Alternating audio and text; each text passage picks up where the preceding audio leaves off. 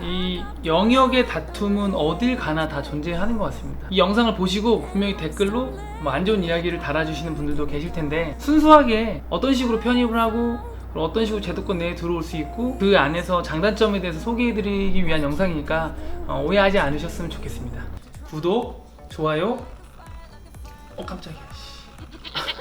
안녕하세요. 양심적인 치료사의 기막힌 이야기의 양측입니다. 요즘 들어서 주변에서 자주 받는 질문이, 체육과를 졸업하고 나서 물리치료과로 편입하는 과정에 대해서 굉장히 많은 분들이 문의해 주시고 있습니다. 아무래도 사회적으로 물리치료사의 관심도가 높아지고 선수 트레이닝이나 재활에 대한 부분을 좀 더 제도권 안에서 시행하고 싶은 마음이 크기 때문에 이런 질문들이 많아지는 게 아닌가 싶습니다. 그래서 오늘은 체육대를 졸업하고 물리치료학과로 전향하는 방법과 그와 관련된 이야기들에 대해서 저보다 더 재미있고 정확한 정보를 줄 수 있는 분을 모시고 이야기를 나눠보도록 하겠습니다. 지금 병원 앞에 오신 것 같으니까 모시러 가시죠.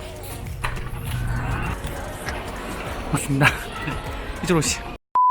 네, 자기소개 좀 부탁드리겠습니다. 네, 저는 지금 체육대학을 나오고 다시 물리치료학과로 편입을 해서 현재는 물리치료사로 근무하고 있는 최영주라고 합니다. 현재 근무는 어디서? 저는 지금 선수촌병원에서 근무하고 있습니다. 그럼 주로 병원에서 하시는 업무가 어떻게 되시죠? 지금 이제 선수들을 보면서 도수와 운동치료를 병행하고 있습니다. 그러면 선수 트레이닝과 그리고 일반 치료도 같이 병행하신다는 말씀이시죠? 네, 맞습니다.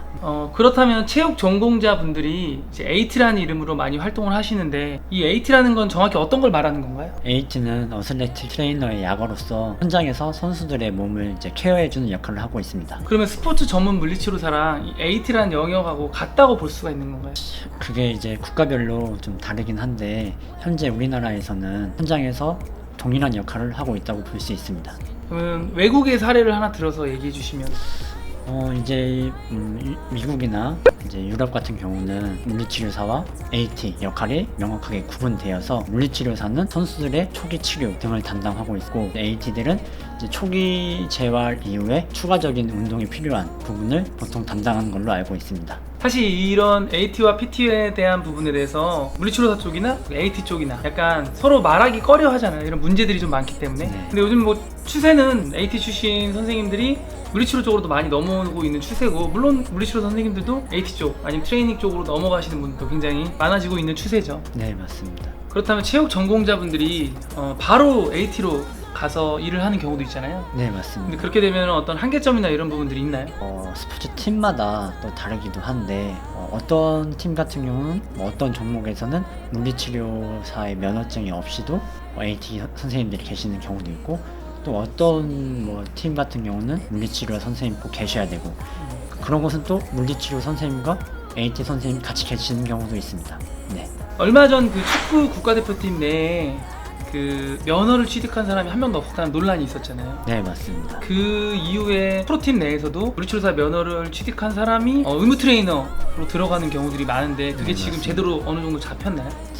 아직까지는 지금 제대로 법과 제도 같은 게 명확히 잡히진 않은 걸로 알고 있습니다. 아직도 좀 혼란스러운 상태이고, 그 잡히다가도 또 현실적인 제한 때문에 다시 AT로 좀 회귀하는 경우도 있고, 그래서 아직 혼란스러운 상황입니다. AT 쪽에서 제도권 내로 들어오기 위해서 물리치료과를 다시 오시는 분들은 많이 봤는데, 물리치료사가 다시 AT로 전향하는 경우는 어떤 경우가 있을까요? 지금 저희 병원에도 그런 분들이 계시는데요. 뭔가 법과 제도 때문에 그런 이유는 좀 적죠. 그것보다도 이제 정말 순수하게 체육대학을 가서 스포츠 쪽, 체육 쪽을 좀 더 심도 있게 공부하고 싶은 이유가 큰 걸로 알고 있습니다. 사실 저도 양쪽을 다 공부를 해봤긴 했지만 똑같은 하나를 보고서도 다른 관점이기 때문에 그러한 이유로 또 다른 전공을 배우러 가는 의미인 것 같습니다. 그렇다면 체육 전공자분들 편입하는 과정이 어떻게 되는지 혹시 알 수 있을까요? 대학마다 좀 전형이 다르긴 해서 이제 구체적인 거는 각 목표로 하는 대학을 개인적으로 알아보셔야겠지만, 보통 이제 일반적으로는 전적 대학의 그 성적, 영어가 포함되고 면접 등이 포함됩니다. 네. 그래서 면접에서는 이제 전공 면접과 인성 면접 등으로 이루어지는 걸로 알고 있습니다. 편입도 4년제 물리치료학과로 편입하는 경우도 있고, 또 3년제 물리치료과로 편입하는 경우도 있는데, 이제 3년제 같은 경우는 사실 편입이라기보다는 졸업자 전형이라고 있습니다. 새로운 나누어진 전형으로 입학을 하게 되고요. 이제 4년제 같은 경우는 이제 그야말로 학사 편입이죠. 네, 졸업을 한 경우는 학사 편입이고 졸업이 아닌 뭐 예를 들어서 이제 졸업장이 없이 중간에 편입하는 경우는 이제 일반 편입으로도 들어가게 됩니다. 그래서 보통 각 대학교마다 4년제 같은 경우는 거의 보통 1명 정도 1년에 1명 정도 뽑고요. 뭐 많게는 2~3명까지도 뽑습니다. 그리고 3년제 물리치료학과 같은 경우는 인원이 학교마다 좀 차이가 커서 개인적으로 이제 각 학교마다 좀 알아보셔야 될 것 같습니다. 그렇다면 체육학 커리큘럼하고 그리고 물리치료과 커리큘럼하고의 차이점이 혹시 있을까요?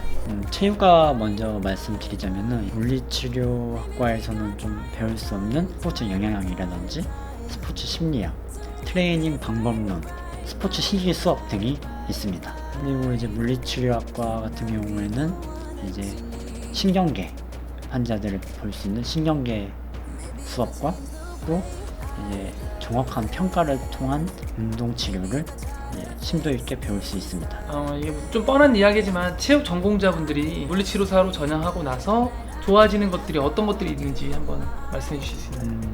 스포츠 선수 트레이너나 스포츠 물리치료사를 하게 될 경우에 면허증이 있기 때문에 법과 제도에서 좀 자유로울 수 있는 부분이 있습니다. 병원에서도 스포츠 전문 병원에서도 공부할 수 있고요. 면허증을 필요로 하는 구단, 스포츠팀에서도 일할 수 있죠. 그리고 이제 체육학과에서 배울 수 없었던 그런 신경계 쪽을 다루면서 사실 근육과 신경계를 또 뗄래야 뗄 수 없는 부분들이기 때문에 신경계를 배우면서 더 오히려 몸에 대한 이해가 깊어질 수 있다고 생각합니다. 네. 이게 물리치료학과에서 배울 수 있는 어떤 영역보다 좀 더 다양한 영역들을 배우면서 네. 그리고 미리 배워왔던 거와 지금 이제 물리치료과를 편입해서 통합시킬 수 있는 것들이 더 많아진다는 이야기잖아요. 네, 네, 맞습니다. 요즘에 구단 쪽에서는 물리치료사 면허와 그 체육 전공을 같이 한 사람들을 좀 더 선호하는 편인가요? 저는 그렇게 알고 있는데.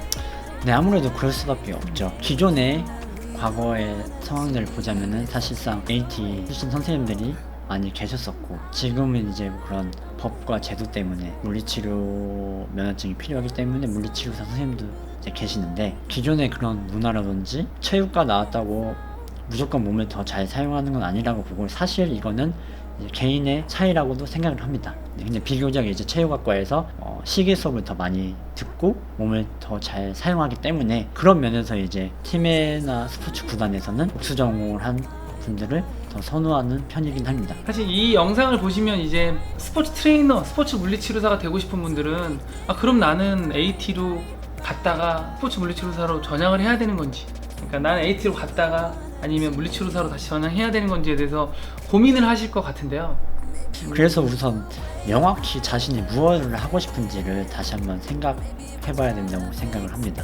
네, 정말 선수들의 초기 치료와 재활을 담당하고 싶으면은 물리치료사 쪽이 아무래도 더 낫고, 그게 아니라 우리나라에서 현재는 의무 쪽이랑 피지컬이 점점 나뉘어져 있기 때문에 나는 초기 치료보다는 피지컬 트레이닝이나 쉽게 말해서 컨디셔닝과 스트렝스를 하고 싶으면 굳이 물리치료학과를 가지 않고 체육학과로 나와서 그 부분만 담당할 수 있는 거죠.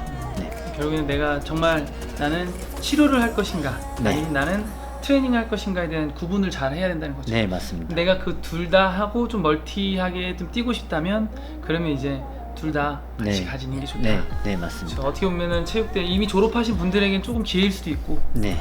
이제 새로 시작하는 분들에게는 조금 부담일 수도 있겠네요. 끝으로 체육과를 졸업하고 나서 물리치료과로 전향하기 위해 준비하는 분들을 위해서 한 말씀 부탁드리겠습니다. 네, 우선 자신이 무엇을 하고 싶은 건지 명확하게 한번 돌아볼 필요가 있다고 생각을 하고요. 앞서 말씀드렸다시피 선수들의 초기 치료, 재활을 담당하고 싶으시면은 좋은 선택이라고 생각하고, 피지컬 트레이닝이 하고 싶으시면은 다시 한번 잘 생각해 보시는 게 좋다고 생각을 합니다. 체육학과로 나와서 물리치료학과로 편입을 하게 되는 경우에는 이전에 체육학에서 배웠던 그런 지식들을 함께 가지고 가서 그걸 내려놓지 마시고 융합해서 간다면은 더욱 많은 스포츠 물리치료 발전에 이바지할 수 있을 거라고 생각을 합니다. 네. 그리고 마지막으로 또 말씀드리고 싶은 거는 이제 자신의 몸을 쓸 줄 아는, 스스로 계속 운동하는 습관도 놓지 않고 가시면 좋겠다고 말씀드리고 싶습니다. 치료사도 치료를 받아봐야 이제 내 치료가 어떤지 알 수 있듯이 선수 트레이닝 쪽도 똑같이 본인이 움직일 줄 알아야 선수들에게 케어를 해줄 수 있는 부분인 것 같습니다. 오늘 이렇게 좋은 자리 마련해 주신 최영주 선생님께 감사드리면서 다음 이 시간에는 더 좋은 모습으로 찾아뵙겠습니다. 그럼 안녕.